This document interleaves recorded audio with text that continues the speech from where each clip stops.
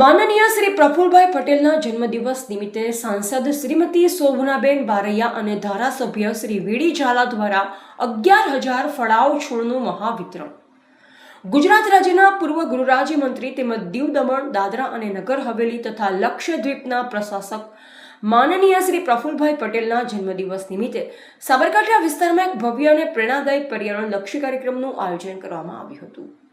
લોકસભા સાંસદ શ્રીમતી શોભનાબેન મહેન્દ્રસિંહ બારૈયા, હિંમતનગરના ધારાસભ્ય શ્રી વિરેન્દ્રસિંહ ઝાલા, વીડી ઝાલા સાહેબ અને પૂર્વ ધારાસભ્ય શ્રી મહેન્દ્રસિંહ બારૈયાના વિશેષ આયોજન હેઠળ દરેક ગામડામાં હરિયાળી વધારવાના ઉદ્દેશથી કેસર આંબાના છોડ અને અન્ય ફળાઓ છોડ સહિત કુલ 11,000 જેટલા છોડનું વિતરણ કરવામાં આવ્યું.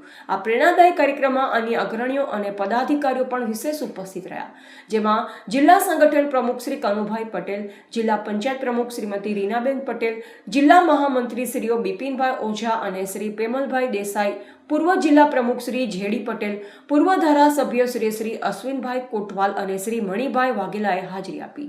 આ સાથે શામળાજી મંદિરના ટ્રસ્ટી શ્રીઓ શ્રી સિદ્ધાર્થભાઈ પટેલ અને શ્રી દિલીપભાઈ ગાંધી, નગરપાલિકા પ્રમુખ શ્રીમતી અરુણાબેન કડિયા, તાલુકા પંચાયત પ્રમુખ શ્રી નરેશભાઈ પરમાર અને ઉપપ્રમુખ શ્રી જયેશભાઈ પટેલ, જિલ્લા બક્ષીપંચ મોરચા પ્રમુખ શ્રી રાજુભાઈ પંચાલ, તાલુકા સંગઠન પ્રમુખ શ્રી હિતેન્દ્રભાઈ પટેલ તેમજ શહેર પ્રમુખ શ્રી કુલદીપભાઈ પાઠક અને શ્રી જીતુભાઈ પટેલ પણ આ સેનામાં જોડાયા હતા.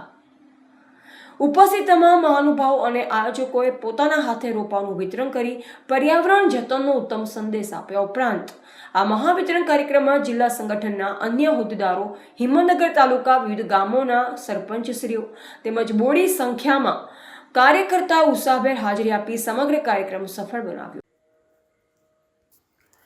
રિપોર્ટર નરેશ ડી વ્યાસ, બનાસની પુકાર, સમાચાર ગુજરાત.